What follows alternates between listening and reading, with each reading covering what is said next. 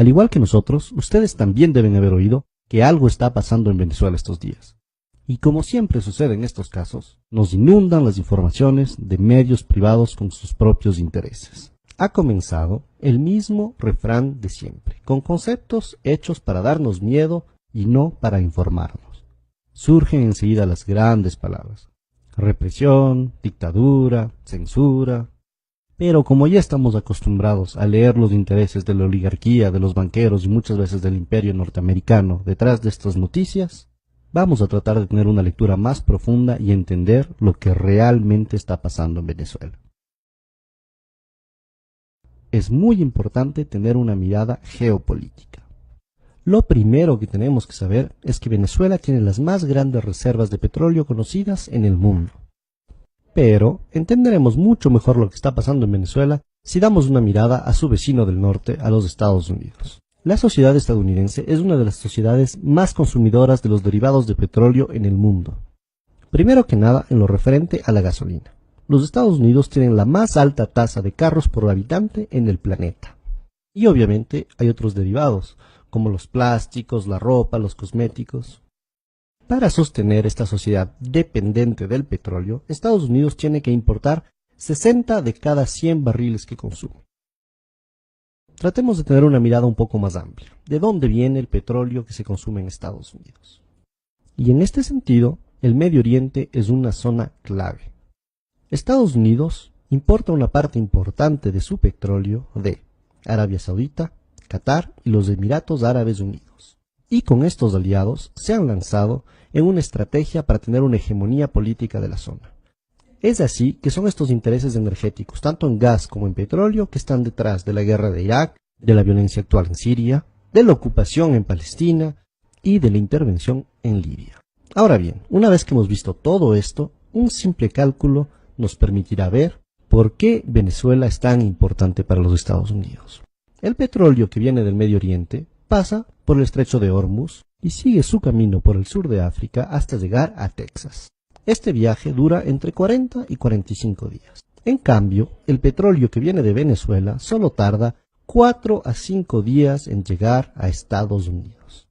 Al comparar el costo que significa traer el petróleo del Medio Oriente y no de Venezuela, podemos entender muy claramente cuáles son los intereses norteamericanos en este asunto. Ahora bien, es muy importante que entendamos cómo estos intereses determinaron la historia de Venezuela. Durante más de 40 años, esta estuvo determinada por lo que se llamaba el Pacto de Punto Fijo. Este fue un pacto político entre la Acción Democrática y el COPEI, el Comité de Organización Política Electoral Independiente. A través de este pacto concordaron un programa político común. Lo único que cambiaba es que iban alternándose el uno y el otro según las elecciones. Estos dos partidos de derecha secuestraron totalmente la democracia venezolana por más de 40 años, defendiendo únicamente los intereses de la oligarquía y dejando al pueblo venezolano sin ninguna representación. Eso sí, lo que se garantizó durante esos 40 años fue un petróleo a buen precio para los Estados Unidos. Esto causó mucho malestar en el pueblo, que comenzó a manifestarse cada vez más fuerte. En febrero y marzo de 1989, estas manifestaciones llegaron a su auge hasta lo que se llamó el Caracazo. Este hito tristemente histórico para Venezuela significó la orden del gobierno venezolano para disparar sobre los manifestantes. Murieron más de 3.000 personas en una semana. Entre los mandos militares que se negaron a disparar sobre los manifestantes durante el Caracazo, se encontraba uno muy particular: el comandante Hugo Chávez Frías.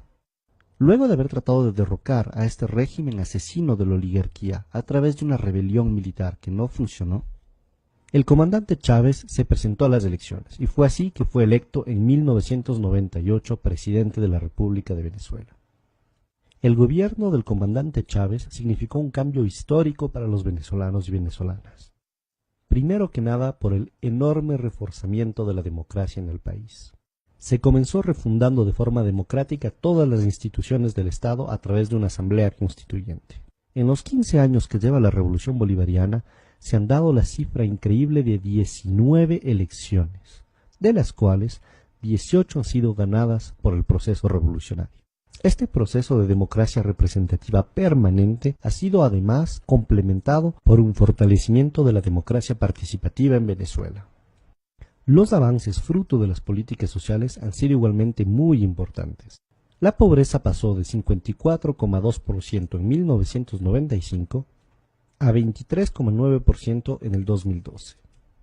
La mortalidad infantil disminuyó de 50%.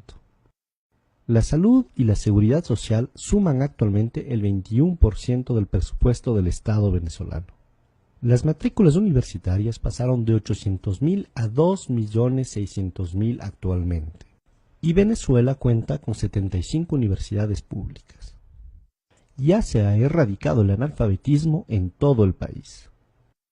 Obviamente, el imperio norteamericano, viendo que por primera vez en la historia un gobierno venezolano se ocupaba mucho más de su pueblo que de los intereses norteamericanos, y que el nuevo proceso de unión soberano y emancipador de América Latina amenazaba su hegemonía política, no se quedó con los brazos cruzados. En el 2002 apoyó claramente un golpe de Estado en contra del gobierno democráticamente electo de Hugo Chávez. Al haber fallado este intento gracias a la movilización popular, fomentaron un sabotaje económico a través de un paro petrolero con el apoyo de la oligarquía. Sin embargo, este nuevo intento de desestabilización también fracasó.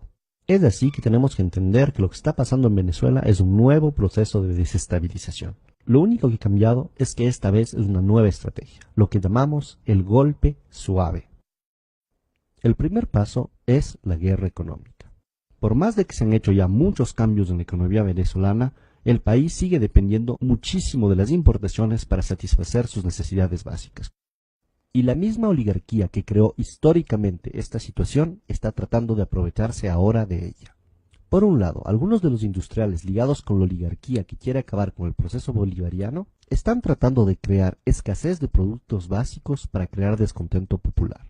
Y por el otro lado, algunos sectores importadores que también quieren acabar con este proceso están especulando con los dólares en vez de utilizarlos para importar productos de necesidades básicas para el país. Esto demuestra una vez más el cinismo de la oligarquía venezolana dispuesta a todo para volver al poder.